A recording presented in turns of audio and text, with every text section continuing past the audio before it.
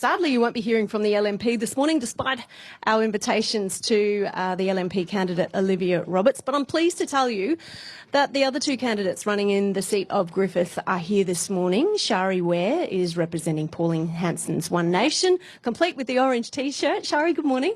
Good morning. And Rob McMullen is here as well from United Australia Party. He's got the yellow tie on. Good morning. Yeah, a little bit of Clive's yellow billboards in there. Shari, tell us a little bit about you and why you want to win this seat. I'm very new to politics. I'm only here because I couldn't sit back and do anything. Couldn't sit back and do nothing. I had to do something. And so I just decided that this was how I was going to be able to help the people that I've been talking to over the last 2 years. What do they need help with? I've had a lot of conversations with people around the mandates, around... vaccine mandates? Yes, around the vaccine mandates. And for me and the people that I've been talking to, it's about us being adults and being able to make our own choices, and we should be able to have bodily autonomy and be able to do that. Rob, bit of background on you and why you're running for politics? I'm just a local musician, obviously fresh into politics, but I'm doing it primarily because I think we need a better standard of leadership in the country. I'm very disappointed, nothing's changed, and I want to put my hand up to change it. We'll probably share all the similar ground to Shari on vaccine mandates, but obviously if you look at our suite of policies, a lot of it is tackling housing and affordability, cost of living, all across the board. So I would just say, be empirical. Have things gotten better or worse over the last decades for average Australians? It seems that they give benefit with one hand and take it away with the other, and costs keep rising. And so I think that what is magic about the United Australia Party suite of policies is a outside-the-box way of thinking of how to create the revenue to help Australians. There's a lot of great policies. I'd love to talk about it, and I think we've got something for everyone. Okay. Well, let's talk about the what did you say, outside-the-box ideas for revenue. Talk us through some of that. One of the main ones, my favourite policy, is the 15% export licence on our iron ore. We've gone over this with everyone in the party. The Asian manufacturing market is thriving off the back of Australian iron ore, and it's been given away too cheap. One of my first questions was, if we enable a 15% export licence, is that going to make it less competitive? They said, well, it would cost more than that 15% to set up new supply lines to get it elsewhere, so it's basically stitched up. They have to pay it. That 15% will get quarantined in another bank account to go straight on the national debt. The national debt is triggering the need for inflation, which is triggering the rising cost of living for average Australians. So let's use the national resources of Australia, much in the Scandinavian model, to get the debt down, get the cost of living down, and afford all the essential services that Aussies need. Rob McMullen, the United Australia Party candidate, a muso, dipping his toe into iron ore exports this morning. Shari Ware from Pauline Hanson's One Nation saying it's the response to the pandemic that has been a priority for her. Are you door knocking in the local area, Shari? I've been talking to a lot of people in the local area, definitely. Also the cost of living. The two biggest things that the people have been saying to me when I've been talking to them is vaccine mandates and loss of jobs and cost of living and all of those things all rolled into one. Yeah. So Pauline Hanson has called for a royal commission into the COVID-19 pandemic response. Is that something you support? Absolutely. There's a lot of things that need to be looked at, and learning. I'm all about learning from what we've done in the past and seeing how we can do it better in the future. I mean, there'd be a lot of people, Shari, who say, look at Australia compared to other countries around the world in terms of rates of illness, in terms of death rate.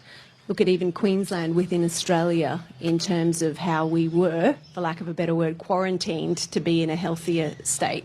Do you not think the pandemic response was well handled either by the Palaszczuk government or the Morrison government? I just think that at the end of the day, people have a right to choose and people have a right to not be discriminated against. However, we need to do that. I understand that sometimes we have to make decisions about things, but I think that a lot more consultation needs to go into it, and looking at more than we're different to other countries. And actually, if you do look at other countries, you can see that some of the countries that are fully vaccinated, and I'm not an anti-vaxxer, can I just say, I'm definitely not an anti-vaxxer. I'm just somebody who cares very much about health and people. How people feel, how people, their mental health. If you look at the mental health statistics through the last 2 years, prices, they have gone through the roof. Who felt discriminated against? A lot of people that I've spoken to. Are they business owners? Are they families? They're cross-range, families, business owners. I know a lot of business people who come the 17th of December with the mandates, and yes, I know that that's a state issue. That was a state thing.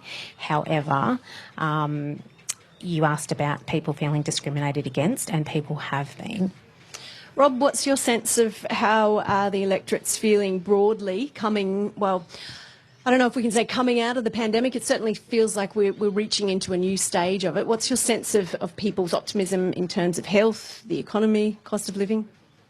We've been doing door knocking and street teams for a couple of months now, and the response we get is overwhelming, that people want something new.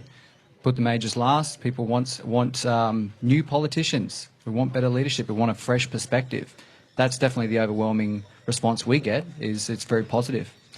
What about in terms of local issues? We've touched on a little bit this morning. East Brisbane State School have got concerns about their future in the shadow of the Gabba redevelopment. There's the Bulimba Barracks redevelopment that's going on.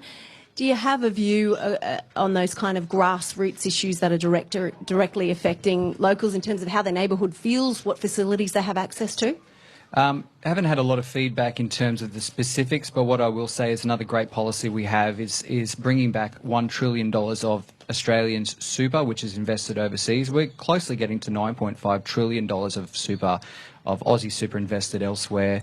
We want to bring $1 trillion of that back as a national duty, and that will amount to about $6.5 billion available per electorate for infrastructure and various investments. And so maybe I haven't heard so much about the specifics. Definitely happy for people to come to me and tell me how they think that should be invested. But the main difference between us and the other parties is, once again, we've thought outside the box about how to get revenue to people on the ground in the electorates. Just in terms of some of the economics of Mr Palmer's policies, there's been some questions asked around. Ask away. In particular, the 3% sort of limit on home loans. I spoke to an economist, Michael Pascoe, the other day, who said Clive Palmer may as well get the sun to rise on the opposite side of the planet. So the thinking, how we enable that is that the power to give the power for the Reserve Bank to set federal rates is enabled by an act of Parliament. If we get voted in and we get the support from the people, we can change it. It has been changed in the past. The government, prior to the Commonwealth Bank going private, used to set the interest rates. Now, it's very interesting to say that, to note that it's only on mortgages. People say that you need the rising interest rates to halt the inflation. All other types of loans and interest rates will go up, but we want to save Australian homes. So it's specifically on mortgages because fighting for the Australian dream of private home ownership is what we're very passionate about. I'm absolutely not a fan, not interested in Labor's 40% ownership. I do not want that. I want Australians to own their own homes. But there's also two groups of people that you want to save. There's those who own a home and you want people to get into homes. I'll just say if we cap interest rates, you're going to get better serviceability on new mortgages. But also we have a policy to make the first $30,000 of your mortgage repayments per year tax deductible. If your house is within a $650,000 to $700,000 range, it means most of your, or about all of your house is going to be tax deductible. And for the average person on the street, that's going to amount to $10,000 a year extra in their pocket. And so we've got, once again, as I said, we've got a great suite of policies that all work in tandem.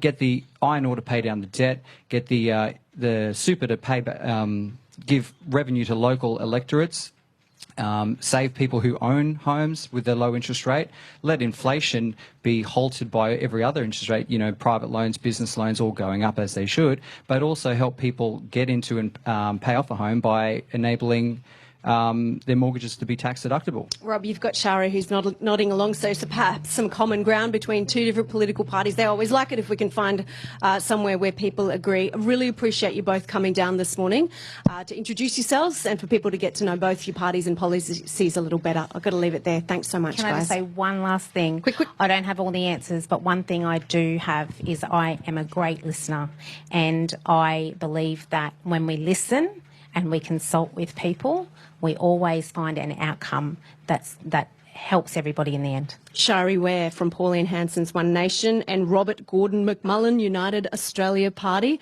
4 out of 5 candidates vying for votes in the electorate of Griffith this morning. Of course, there's still 2 weeks and 1 day before Election Day, so you can get in touch with them directly. If you've got more questions, we got limited time, but we do as much as we can.